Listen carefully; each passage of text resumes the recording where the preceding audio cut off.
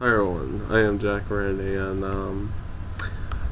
I kind of hid in the information in my current video that I was going to be making another bonus video, and then probably make a couple more, and I just figured, hey, let's do this one.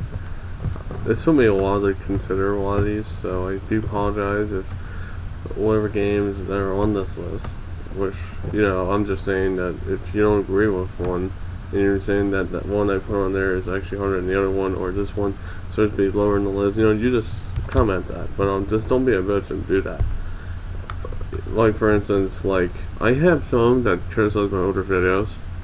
Yeah, they're not really commenting my newer ones, which I did a huge improvement on. So this is basically my top 5 hardest Sega Genesis games list. All 5 of these are known to make you go completely insane. And if you're trying to attempt all 5 in a day, it'll just make you go even more crazy than you probably think you were when you played a lot of these growing up. So, I gotta let you know that these following titles, some of them are known for difficulties, some are known to be really good games, and some are just known to be absolutely surprisingly unplayable in some areas. But that's just mainly one title, what I'm saying that for. So, this is Jack Red, and this is the list. Number 5 is Comix Zone. You don't know when you're going to actually get to continue. Most of the time, if you basically die, then it's over. If you try breaking some stuff, like for instance the barrel special with the flames, or explosive crates and all that shit. I mean, the explosive crates makes sense because, they will blow up on you, but the other stuff, that you try hitting, you actually lose part of your health as you keep hitting them. It's so annoying. And what makes this even worse is it doesn't really give you indications how to get health back. So it just pisses you off right there. It makes you have to be suicidal to get through the game and just beat it. It's just one of those unique games that you never expect to be this damn hard, but it is this damn hard, and it is incredible. I had to say the best thing about the whole game, besides its concept being totally original, would be the freaking music. I love it. I love every sound of it. Number 4 is another game made by Sega Techno Institute, or STI. It also has Harold Johnson, who did the music of Comix Zone and other famous Sega Genesis titles. What makes this hard is you're a giant ooze creature, and you're trying to get through these places. You gotta fight bosses. The bosses themselves are not too tough, but they're on a certain level of difficulty, and basically getting through some of these can piss you off. I mean, you can't be in some areas too long.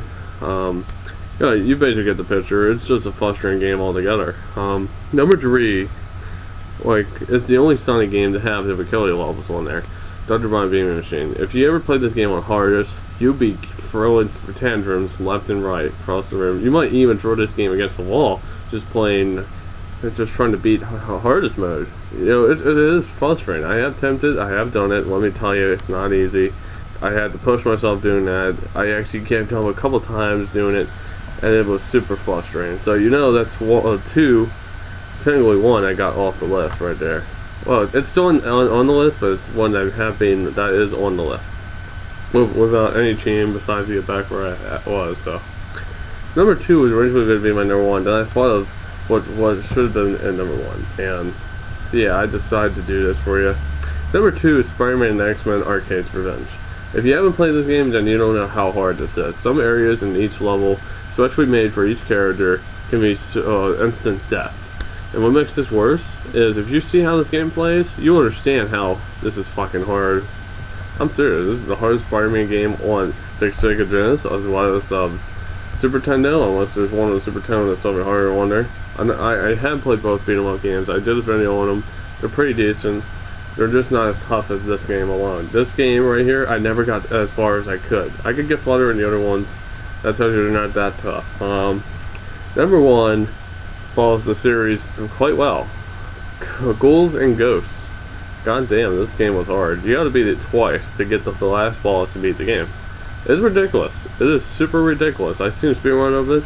I was like, holy shit. I never even met the second boss there. I met the first boss, but that's about as far as I got in the game. you got to be extremely good to beat this game. It is known for its extreme difficulty, and it's also known to be one of those games that just make you have to go beyond all its expectations. You basically don't give a fuck, and you're gonna have to go in there with as much as motivation as you can, just to get your adrenaline up. This is just one of those games that just makes you want to snap. Yet, if you try to apply these games on their higher setting, or basically some of them do have only one setting, so what I'm trying to say is, if you try these 5 games and you don't get them on their higher setting, then you're fucked. So, I'm Jack Red, I hope you enjoyed the video, and I'll see you later.